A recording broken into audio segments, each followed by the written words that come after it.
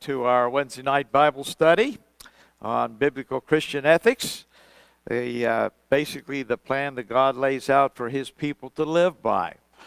And it covers virtually all areas of life, as we're going to see as we continue our study, particularly at this point in time, and the biblical foundation of marriage. And as we begin looking at this, we need to realize that marriage has its obligations. Many people don't seem to be aware of the fact that it has obligations. Those are things that we're actually responsible before God for in relationship to marriage. It also has its debts. We're not necessarily talking about financial debts. We're talking about those things that we are responsible to each other and fulfilling each other. The debt of love, for example. Husbands and wives are supposed to love each other and to express that love. And it's to be something that is evident in the marriage. And that's a debt. And remember, that debt is one that the Bible says when we love, not only in our families, but others, it's a debt that we never pay off.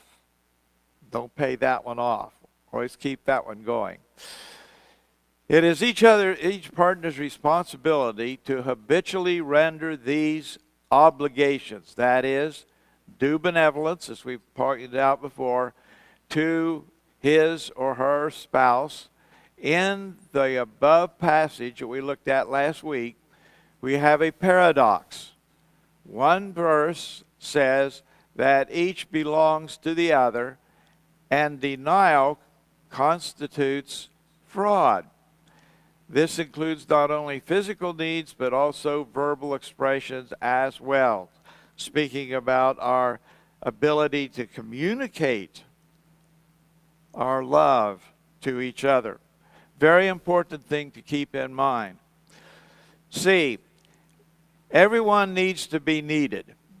Both partners need to work at letting the other know they're more than just a paycheck, a provider, more than just a maid, servant, or a sex object.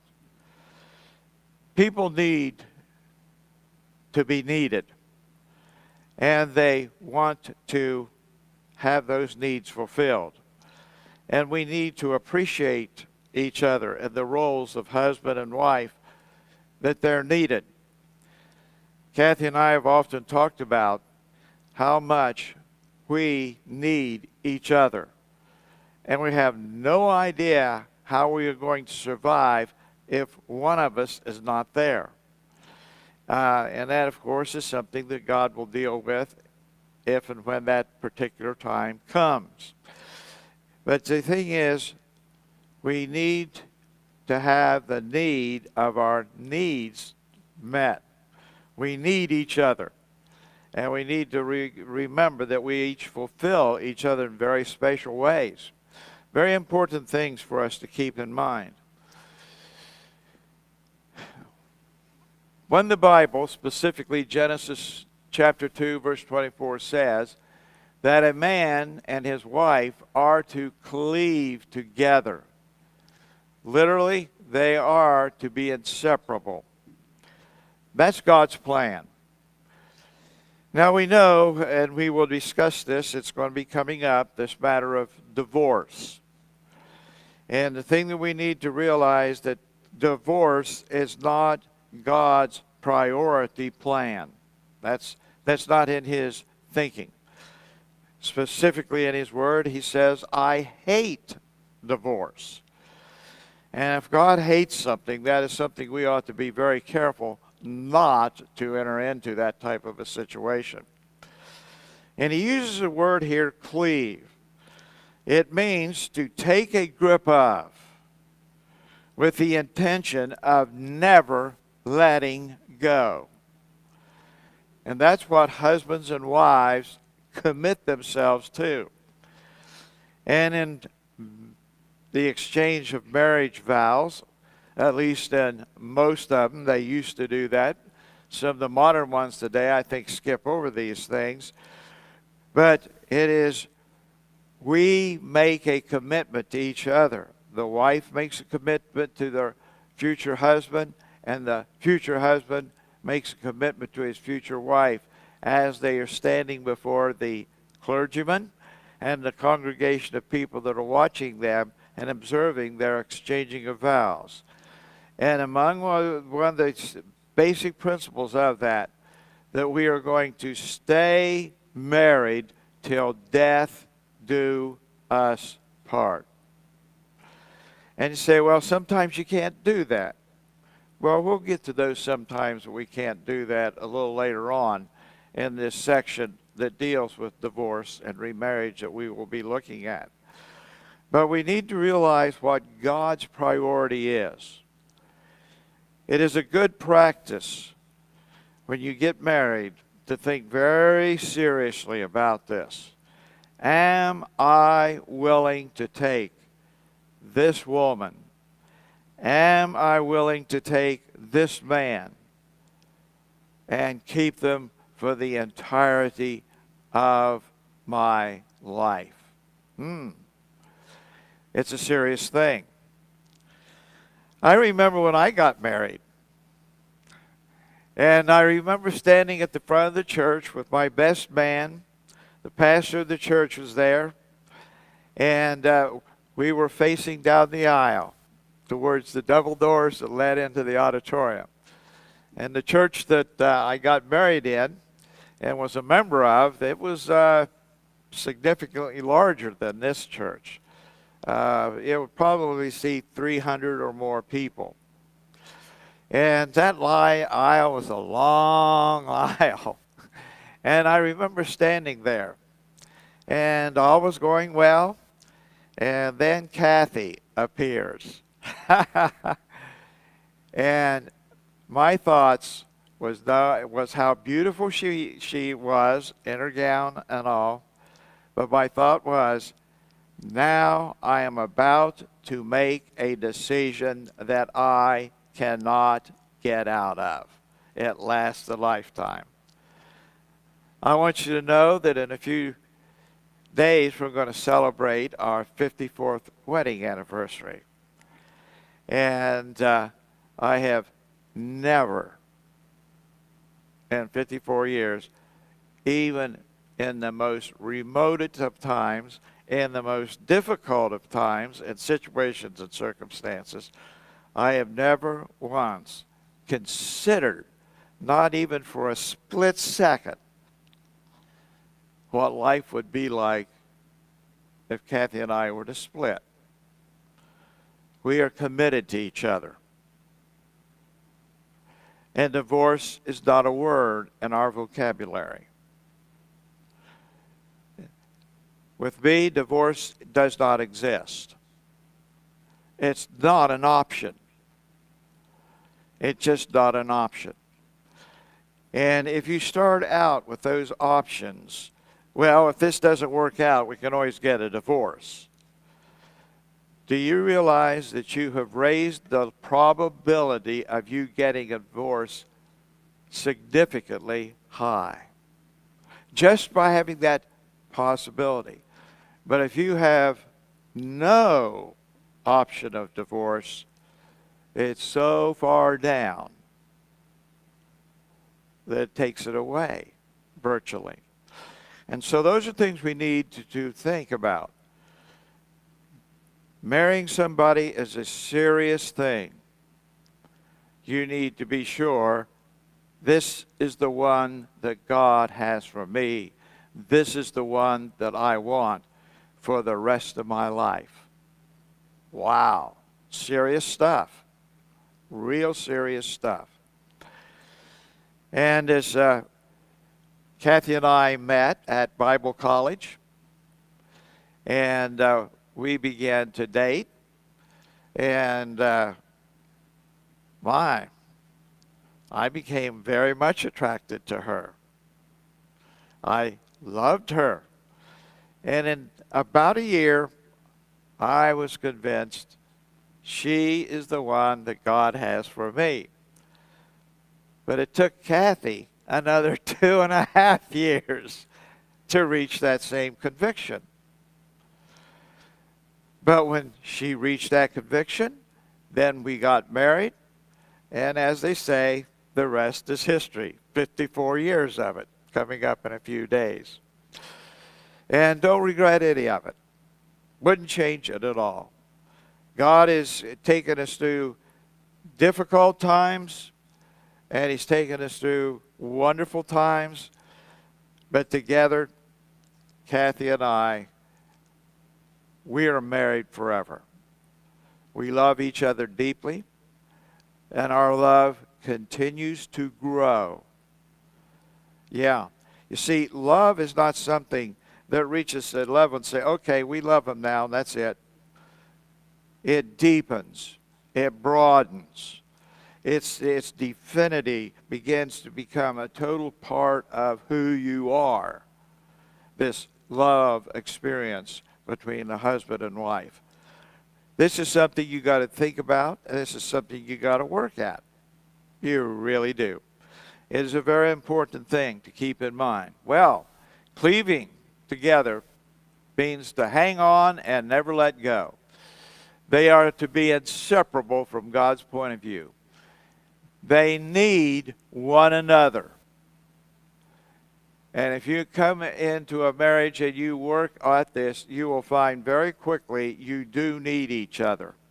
You really do. And appreciate that.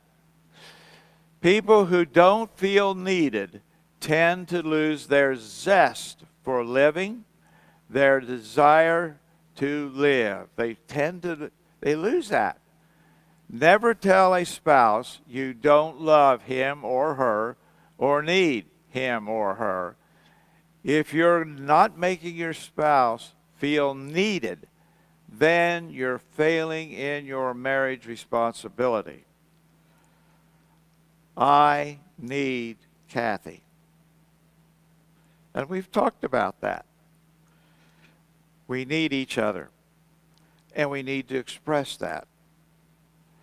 Because the devil and the world wants to pull marriages apart. The devil seeks every opportunity to destroy a marriage. All right? Let's talk about a hedge of thorns. A hedge of thorns is a terminology that is often used to describe setting up a hedgerow of thorny bushes to keep out wild animals, is what it was usually for. And in the Bible times, it was used, and in many cases, in part of the building of the sheepfold. They would use thorny hedges that wolves and other animals just simply didn't want to try to crawl through or get around. They're sharp and they're pointed. The idea behind the terminology is to build a wall of protection. And a married couple needs to build wall of protection against all of the things that can come in to damage, injure, and even destroy a marriage. 7 keys to building a healthier marriage. Number 1, the need to be secure. Partners need to be secure in each other's love, devotion, and appreciation. 3 areas that we all need. We need to appreciate each other. We need to love each other. And there needs to be a devotion. As somebody will say, isn't that pretty close to idolatry? In marriage, it's not, because it's in the plan of God for marriage. It is to be that we are devoted to each other. The husband's devoted to the wife, and the wife is devoted to the husband. This is a very important dynamic when it comes to children in the family.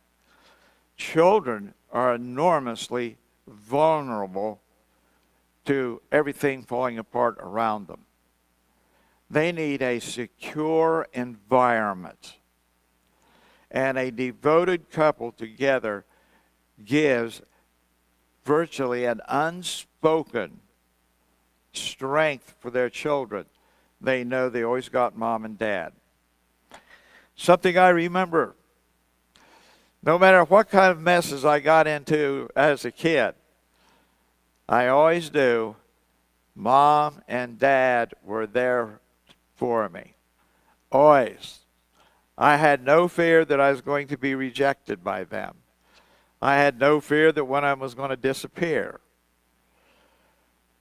I knew, and I had security and safety with them. And so these are things that are very important to keep in mind, particularly when you have children. They need to see your love, your commitment to each other, and appreciation for each other. All these things will actually teach children to be children that begin to understand what love is all about. They begin to understand what this whole matter of devotion is, the importance of that, and ultimately appreciation as well. To understand these things and to let it be a part of your life. It comes naturally if you start planning it and start practicing it. Ultimately, it'll become second nature. Proverbs 31, verses 10 through 11. Who can find a virtuous woman? For her price is far above rubies. The heart of her husband doeth safely trust in her, so that he shall have no need of spoil. The word spoil here refers to divorce. He will have no need for that. Now, it primarily emphasizes that in the Old Testament, as of course, which Proverbs is, because under the Hebrew laws, a wife never could divorce her husband. That option wasn't for her. The option of divorce was only for the husband. And that's kind of the goofy thing that the Hebrew people had. There wasn't a full equality in that sense, that they were both equal in that. But this is what, the Lord addresses this issue through the inspiration of the Scriptures, that he'll have no need of a divorce because the wife is a virtuous woman and the price is far above rubies, and her husband does safely trust in her. Now, you can, looking at New Testament principles that are added in the New Testament in regards to what God's plan and purpose of love is, you can simply add to this, who can find a virtuous man, for his price is far above rubies. The heart of her or his wife does safely trust in her, that she shall have no need of divorce. But of course, under the Hebrew way of thinking, and the wife had no options as far as divorce was concerned. It was only the husband's option on divorce. There are several no-nos that should be practiced by both marriage partners, namely, so let's look at these no-nos. A, no flirtatious looks or suggestive conversation with members of the opposite sex. That's a no-no. You just don't go there. Neither the husband, neither the wife. They don't go there. No close friendships with members of the opposite sex. You could have a friendship with the opposite sex, but it can't be a close relationship, a close friendship. Can't have that, because very quickly that can degenerate into things that it shouldn't be degenerating into. C, don't be overly complimentary or flattering to a member of the opposite sex. Proverbs chapter 2, verse 16 says it this way: to deliver thee from the strange woman, even from the stranger which flattereth with her words. Again, because the whole emphasis was that a husband could get a divorce, but a wife couldn't get a divorce. But there would be those who would seek to try to attract a husband that was already married. And so, referring to that woman who's trying to attract the husband that's already married as strange, and calling her a stranger in practice, who tries to win that person with words. Many years ago, actually many decades ago now, I knew a family that was seemed to be an ideal Christian family. And they had a number of children. And then things kind of went south, as they say. And the husband left his wife for another woman. And the other woman was very gifted in her speech of flattery. And when I sat down with that individual and said, "What in the world are you thinking?" And that individual indicated that his wife that he was married to and had children to, she doesn't talk to me. Now, I knew the woman, and she's not a real conversationalist. But when she does say something, it's worth hearing. But she's not, just a chatty person. But he wanted her to be chatty. She wasn't chatty. And this other woman quickly won his heart because she just nonstop in conversation with him. And so both husbands and wives, again, have to be aware of this type of a situation. Don't be over complimentary or flattering to a member of the opposite sex. D, no unexplained absences. Where are you at? Either for the husband or the wife. Trust is a very important dynamic of any marriage. It is one of the building blocks of granite and marble, things of this nature, things that should be enduring. And sometimes an absence in which you are not ready, willing to talk about, well, where were you at, what were you doing, and things like that. Not that this should be something that is just talked about all the time, but rather voluntarily, well, I'm going to be here, I'm going to be there, I'm going to be doing this, or so on and so forth. It is a respect for your trust for that person and to build confidence of them trusting you by showing yourself to be a trustworthy person. Goes a long way in that. E, no mentioning of names of old flames or old romances. Once you get married, they're gone. Never hold them up as an example for your wife or for your husband. Boy, if you were like, no, forget that. That's a no-no. You don't do that.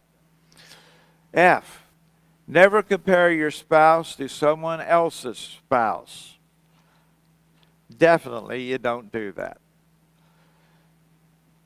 God has brought the two of you together, and you are to honor, respect, love, devotion, loyalty, encouragement constantly with each other. And you're not looking for outside interest or hope or help in that respect. All right. Here is an interesting verse of Scripture. 1 Corinthians chapter 7, verses 32 through 33. You're going to see an interesting, it's in English, it's King James English, by the way, that this is here. It is a 1611 King James English that translates a verse that was originally written in Hebrew and Greek. And it's written in a strange way from what we Westerners think. It actually, listen to it, but I would have you without carefulness. Now, in our Western culture, we read that like this: I would have you without any carefulness.